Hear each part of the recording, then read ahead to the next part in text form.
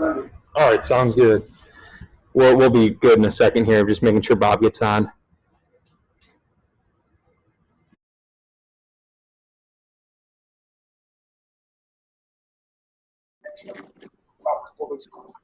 We appreciate being out here. We really believe we have a good basketball team, and we still have a long way to go to prove it. And I always want to credit the opponents rather than beef about our own basketball team. And Coach Moore has had our team has had to be on plus for 24 days, and I can't imagine how tough that is. And so for their players to be able to get back out on the floor for the first time since January 23rd, I just they had to be really excited to play.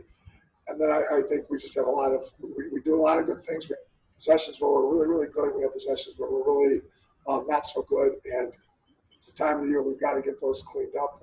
And I'm confident that we will, because we've got a good group of core players here. You're going to talk to two of them in a minute, Sonya and Lexi held two of our juniors. So I do have a lot of confidence that we will get things cleaned up, but we still have a lot of work to do. This is our fourth game in 10 days. I'm thrilled that we were able to play 4 games in 10 days, because prior to that, we had 2 games in 18 days. So I'm thrilled for the players that got to play this many games. And they showed resiliency in every one of them, having to hunker out close games at the end, and we can debate or not debate about whether they should have been close or not should have been close. It doesn't matter. Close game's a close game. They had to make plays down the stretch, and they did again today. And like I said earlier, we've got a lot of getting better to do, and we don't have a lot of time to get it done, but at the same time, we still have some time to get it done, and we got a lot of getting better to do before a very good Creighton team comes to town here on Saturday. They just beat Seton Hall and Seton Hall, and then they beat Georgetown and Georgetown. So they're starting to feel their confidence as a team. So we're going to have a really tough Creighton team on our hands on Saturday, and we're looking forward to it. But the players need a good rest tomorrow, and then, like I said, we got to just figure out how to fix all the little details that are some tough spots. All right, so with that, I'll introduce Bob. You want to introduce the players, because I don't know which one you want first. So you go ahead and introduce the players. Okay. Thank you. Are you going to introduce them, Bob? Yes. This is Sonya Morris. Congratulations, Sonya, on reaching the 1,000-point mark for your career. She is the 3rd Blue Demon this year to reach 1,000 points. The Asia Church got there in the middle of January, and just the last game Lexi held scored her 1,000 points. So now we have a 3K lineup of Blue Demons. Sonya also had, besides 22 points, 7 assists and 6 rebounds. Kind of like a Kelly Campbell line there, Sonya. Very good. Open it up with a question from Ernesto Hernandez from DePaul. Hi, Sonya. Congratulations on 1,000 career points. What does that accomplishment mean to you? Thank you. It just feels real good. I wasn't expecting it, so it's a good surprise after a tough win. So it feels good. I'm real happy. John Robleski from Global Traveler. Hi, Sonya. Congratulations and on the points and the wins. Did you and Lexi have any little battle to see who would reach 1,000 first? That's funny. No, we didn't. I think neither one of us know. They don't tell us like how far away we are from 1,000, so we really didn't know. I just found out just a second ago. So no. Really, you didn't know? Wow, that's cool. So are you do you have any special plans this evening for a celebration meal? That's a good question. I got to think on that. I wasn't expecting this, so I don't know. I didn't plan nothing. Thank you very much. Yeah, I want to point out to the media, too, that both Sonya and Lexi accomplished that milestone in less than 3 full seasons. So they've really accelerated their careers. Let's go with Jim Niendorf from We Are DePaul. Hi, Sonya. Congratulations. You had 8 points there in the first half, and with the game being so close, how do you stay in shooting mode? You finished up. I don't have the box score in front of me. I think you scored 22 or 23. But how do you continue to keep the confident shooting when, like I said, you only had 8 points in the first half and finished up in double digits? If that isn't clear, I can rephrase it. Oh no, it's clear. We just shoot or shoot. You know, like we not always gonna make all our shots, but we got to keep shooting. If one of us stops shooting, then that you never know, that could be the game-winning bucket. Also, my teammates and coaches put a lot of confidence in me, even when I'm shooting. I'm really the only one who gets upset when I miss a shot. The coaches never get mad at us. It's just always me. So it's really just a mindset and approach. Like we got the rest of the game to go. We got the rest of the half to go. Just keep shooting. Maybe you'll make the next one. Thank you. Ernesto Hernandez from DePaul. No more questions for me. Thank you. Okay. John Robleski from Global Traveler. I'm good, sir. Thank you, Sonya. Okay. Jim Niendorf, do you have a follow-up question for Sonya? I did have one follow-up. Given the last couple games have been rather close or maybe closer than you want, are you able to talk about the mental aspect of when games are that close in the fourth quarter? Yeah, it really boils down to who's going to outcompete at the end. It's really important to get defensive stops and defensive rebounds on offense still, but it really just comes down to the mental toughness, who can last the longest, who can play the full 40 minutes. Thank you very much. Congratulations. Thank you. There's no more questions from the media, Sonya. Thank you. Congratulations on your 1,000 points. Thanks, Bob. Thanks, y'all. See ya. Thanks. Thank you. Bye.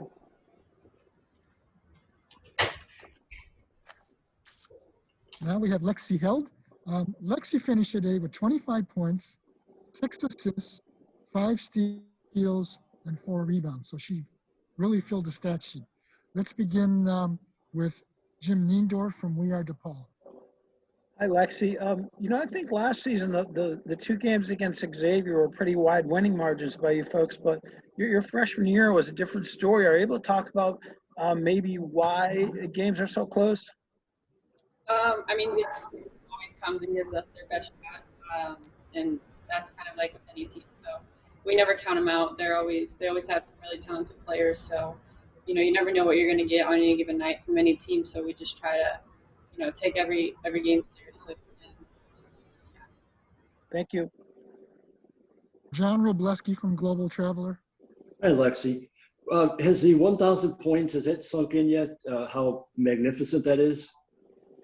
Not really. I'm happy for the accomplishment, but I'm just making sure we're winning as a team. And you had a great game today with points, rebounds, assists, and steals. Does any of those in particular excite you more, like to get a steal? Do you like that more than to get a rebound, or is it all just kind of fun? I like them all. I think whatever I can do to help my team be better and win is good for me. Thank you. Yeah, Lexi is one of the leaders in the country in steals. She's having quite a year this year. Ernesto Hernandez from DePaul. Your team is currently on a 4-game winning streak, but the games have been close. So how important is it to win close games, and what does it say about the team? It's definitely very important. Our goal is to not let them get close, but when it does, I'm really proud of our team for being resilient and being able to pull them out. Jim Niendorf, do you have a follow-up question for Lexi? I do have a follow-up question for her.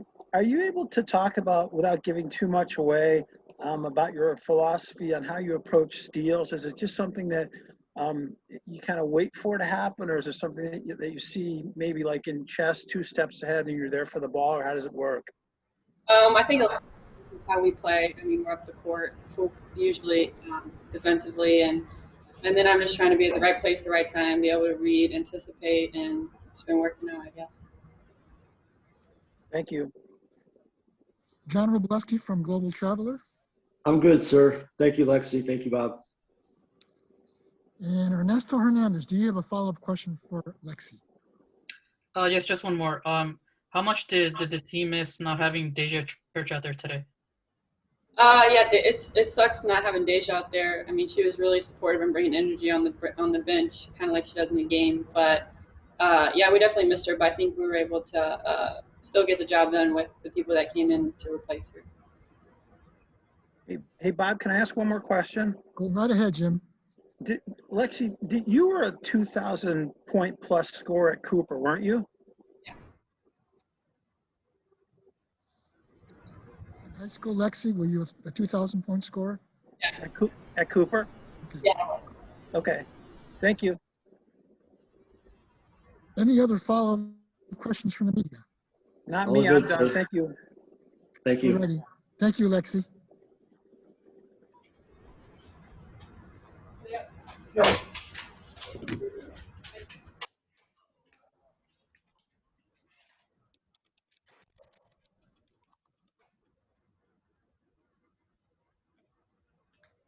We'll wait for the return of Coach Bruno.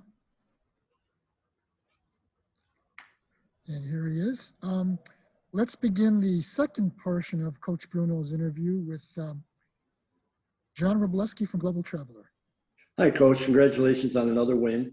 Does the fact that Xavier had such a long off time, does that make them especially dangerous tonight? It's so hard to predict what COVID does to teams. Sometimes the long layoff makes people very rusty, and then other times, it sure appeared that they were very well prepared for us. Coach Moore does a great job, so you never know, and hopefully we're not going to have to find out. But at the same time, you can sometimes blame poor play on a layoff. You can blame poor play on having too many games and too few days. You got to just go up. When you're told to play, you have to go play. You have to be ready to play. No excuses, team. No excuses when we only had 2 games in 18 days. No excuses when we had 4 games in 10 days. It doesn't matter. You're going to be expected to play. And that's the same, I'm sure, as how Coach Moore's approached it with Xavier. I think they came off one of their previous layoffs and really, really didn't play very well. They came off this layoff, and I thought they played pretty well today. They Thanks, were Coach. really, I was proud of them. I mean, I was proud of the Xavier club for having to endure what they had to endure and then come out and give us all that we could handle. I'm not proud of that. At some of the plays we made I worry about what's inside of our control, and still you want to give credit to the opponent for what they do. Thanks, Coach. Jim Niendorf from We Are DePaul. Hey, Coach, are you able to talk about anything in particular that Dee Bakelja has been doing over the past few games that's increased her scoring?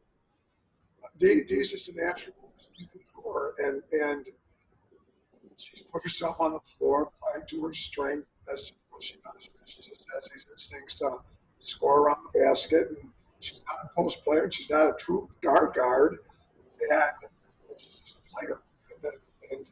And she just has instincts to finish, instincts to hit the ball, and that's what she does. And I don't think there's anything different. Don't forget last year when Deja Church was out, I think she had 20 and 21, if I'm not mistaken. Go look it up, against Notre Dame and UConn a year ago when the season started.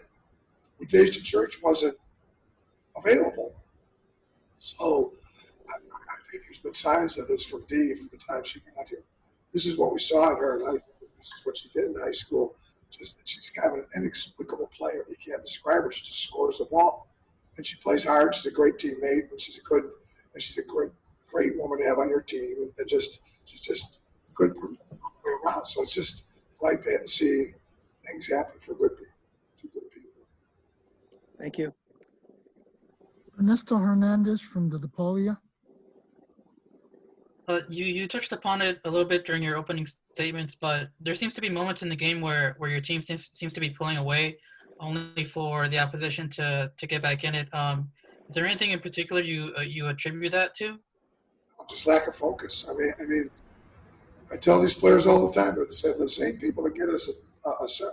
In these 4 games, we were up 17 at Marquette, up 20 at St. John's, up 15 against Seton Hall, and up 15 today. In each of these games, the same players that get us. I remind them that we wouldn't have the lead without the players that got us the lead. So you should be the players that should be able to grow the lead. Grow the lead, not blow the lead. That's becoming our new mantra. Grow the lead, don't blow the lead. I mean, and it's really simple. It's not magic. You have to just keep doing what you were doing. You have to defend. You have to rebound. And that just sounds so trite, so coaching trite. But I mean, think about this. The third quarter today, we had 29 points. All right, every other quarter today, we struggle offensively. I don't have it in my head, but 18, 17, 19, whatever. And then in the third quarter, we have 29, and we give up 30. So the one quarter where we actually did something offensively from a numerical metric standpoint, you give up more at the other end. So, and it's not magic. You got to sit down and guard the people. And we can talk technical basketball to where we're blue in the face, but you have to own your own.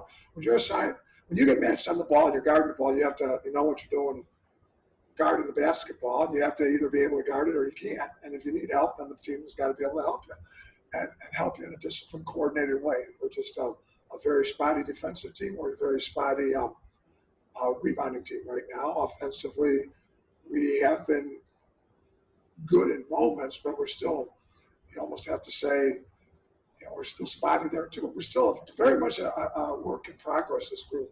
I mean, we have a chance, I think, to be really good, but we're still very much work in progress. We come down and have 3 or 4 good possessions or 3 or 4 bad possessions, and it's just on both sides of the ball. And when you play fast, like I allow them to play fast, that tends to happen. I mean, it's a lot easier to control this at a slower pace, but I'm not, we're dedicated to the faster pace. So we got 81 shots up there today. I think we got 22 more shots up than Xavier today. And we didn't shoot well, but when you have that disparity in the number of shots taken, I would like to hope that we could come up with 7 more points or whatever, we had 8 more points. Coach, I did notice today it was more of the DePaul ball style. Out of 31 baskets, you had 24 assists. And that seems to be the tradition. You guys usually have a lot of assists on baskets. Well, this group, Bob, has people that can go get their own. And I don't want to take that from them. So when you have people that can go get their own, there's going to be less assists. And so, but we were going too fast today. We were going too fast early. And I just thought we needed to slow it down a little bit. So we did play a different. We ran some different things in the second half that require more passing and cutting than ISO ball.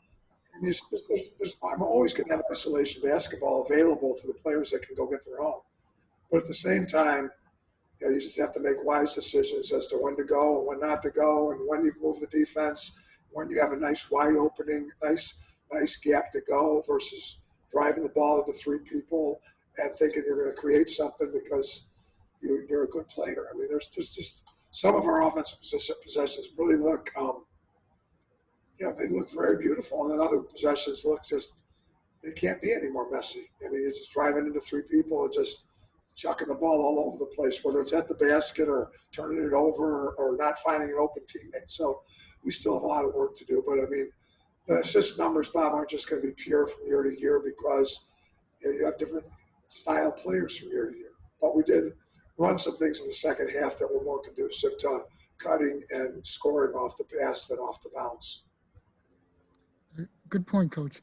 John Robleski from Global Traveler. I'm good, Bob. Thank you, Coach. Okay. Jim Niendorf, do you have a follow-up question for Coach Bruno? No, I don't. Thank you very much for your time. Ernesto Hernandez, do you have a follow-up question for Coach Bruno? No, I don't. Thank you. Thank you Okay. all. Those hoops, and let's Creighton give us all we can handle on Saturday night. Look forward to a great game against Creighton on Saturday. Good luck, Coach. Great luck. And media, on the same day that DePaul beat Xavier, pitchers and catchers reported for spring training today, and Michael Jordan celebrated his 58th birthday. So kind of a land of sports in Chicago here. Hey, Bob. Yeah. Are you able to say what maybe generally was wrong with Deja Church? Yes. She has a sprained ankle. Deja's got a sprained ankle. Okay, thank you. Hey, Bob. Yes. I just want everybody to know that I really tried to name Bradley, either Bill Bradley Bruno after Bill Bradley, the great basketball player. And then when he was born on Michael Jordan's birthday, I really wanted to name him Bradley Jordan or Jordan Bradley. Patty overruled. So just Don't put too much pressure on the kid, Doug.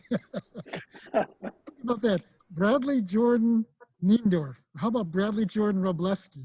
Sure. I forget Sacco named his son Peyton because he covered the great Walter Payton. Well, I got a quick story to tell, Media, real quickly, if you got time, how my son Peyton got the name. My wife was pregnant, and she told me that we could name our son anything but a sports figure because I was involved in